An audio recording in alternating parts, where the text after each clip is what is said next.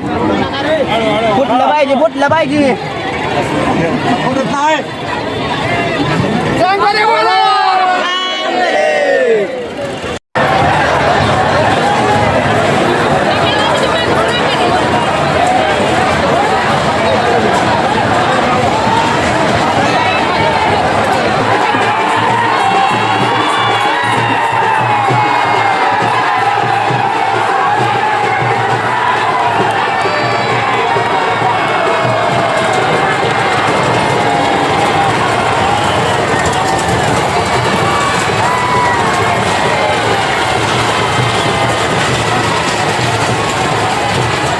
व्हिडिओमध्ये स्वागत. तर आपण आलो आहे सातारा जिल्ह्यातील फलटण तालुक्यात असणारे छोटंसे गाव गुणावरे या गावामध्ये एक अनोखी परंपरा आहे की जी परंपरा शेकडो वर्षापूर्वीची आहे.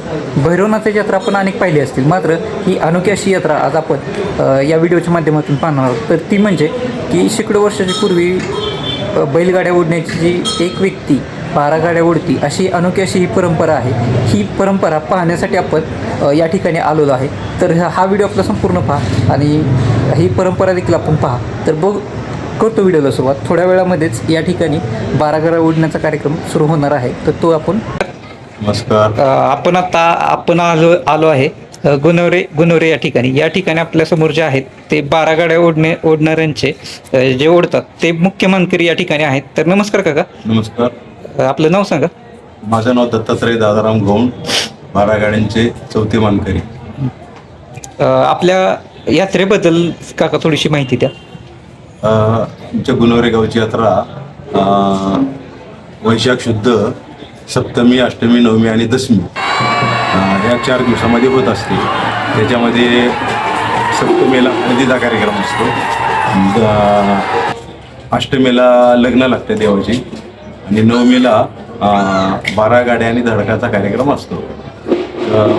दशमी दिवशी सकाळी 4 ते 6 वाजेपर्यंत महिलांचा दंडवताचा कार्यक्रम असतो.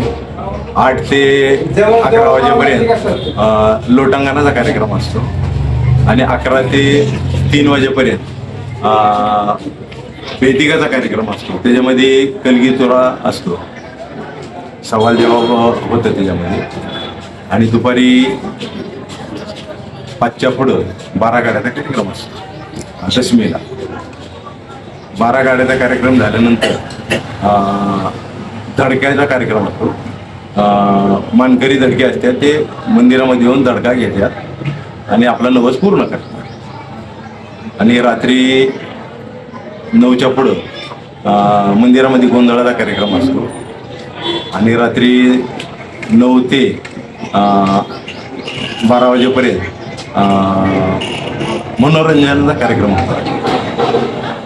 दुसऱ्या दिवशी दशमीला पहाटे 5 ते 10 वाजेपर्यंत सबिनेचा कार्यक्रम असतो आणि 10 ते दुपारी 2 मनोरंजनाचा कार्यक्रमच असतो. त्यामध्ये लोकनाट्य तमाशा असतो. संध्याकाळी 5 ते 7 वाजेपर्यंत जंगी कुस्तीचा फळ असतो आणि यात्रेची सांगता होती. धन्यवाद काका, छान अशी माहिती दिली. आपल्या चॅनलच्या वतीने आपले आभार व्यक्त करतो. या ठिकाणी येऊन पोचताच आपल्याला 12 गाड्यांची तयारीची सुरुवात झालेली आपल्याला पाहायला मिळते. गावातील अनेक गावकरी 12 गाड्यांच्या ओढण्याची तयारी या ठिकाणी करत असल्याचे पाहायला मिळते. त्याचप्रमाणे मंदिर परिसरामध्ये लेझिमचा खेळ हा एक पारंपरिक उत्सव आपल्याला या ठिकाणी पाहायला मिळतो. त्याचप्रमाणे या ठिकाणी आपल्याला धडकांचा कार्यक्रम देखील पाहायला मिळतो. सुरुवातीला लेझिम खेळ, त्यानंतर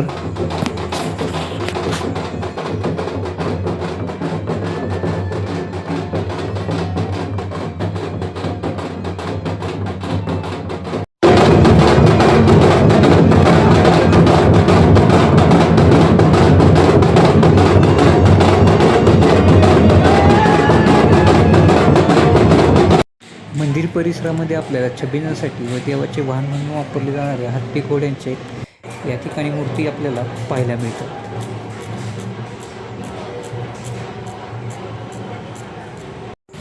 भैरवनाथाच्या म्हणजेच गुणवरे यात्रेचे प्रमुख आकर्षण असणाऱ्या 12 गाड्याचे या ठिकाणी तयारी करताना लोक आपल्याला पाहायला मिळतात. तर एकच व्यक्ती 12 गाड्या उडती ही अशी अनोखी अशी परंपरा गुणवरे गावामध्ये आपल्याला आज देखील पाहायला मिळते. शेकडो वर्षे जुनी असणारी ही परंपरा आपल्याला आज देखील तितक्याच उत्साहामध्ये गुणवरे गावामध्ये पारंपरिक पद्धतीने साजरी केलेली या ठिकाणी आपल्याला पाहायला मिळते.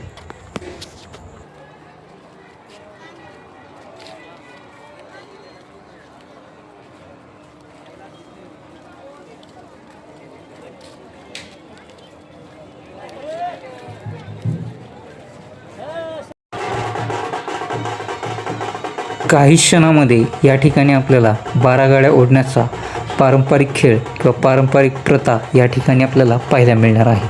तर अगदीच थोड्या कालावधीमध्ये या ठिकाणी आपल्याला भैरवनाथाच्या नावाने चांगभल्याच्या जयघोषामध्ये या ठिकाणी आपल्याला तर या ठिकाणी आपण पाहू शकता की मुख्य यात्रेचे आकर्षण असणारे 12 गाड्याला ओढण्यास सुरुवात झालेली आहे. तर आपण समोर पाहू शकता की एकच व्यक्ती 12 गाड्या ओढते ही अनोखी अशी परंपरा आज आपण आपल्या व्हिडिओच्या माध्यमातून पाहत आहोत. तर व्हिडिओ आपल्याला आवडत असेल तर व्हिडिओवर लाईक आणि कमेंट देखील जरूर सांगा की हा व्हिडिओ आपल्याला कसा वाटतो. भैरवनाथाच्या नावाने चांगभल्याच्या जयघोषामध्ये ही यात्रा संपन्न होत असते.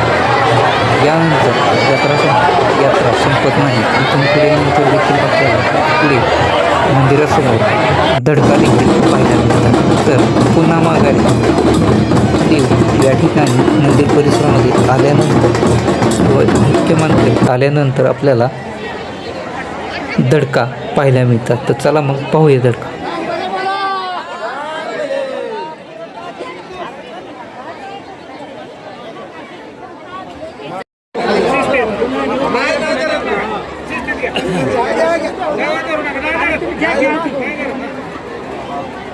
ज्या काही लोकांचे नवस पूर्ण होतात ते लोक या ठिकाणी आपले नवस पूर्णच्या हेतूने या ठिकाणी धडका घेत असतात. ही अनोखी अशी प्रथा आपल्याला कशी वाटली आणि व्हिडिओ कसा वाटला हे देखील आपल्याला जरूर सांगा.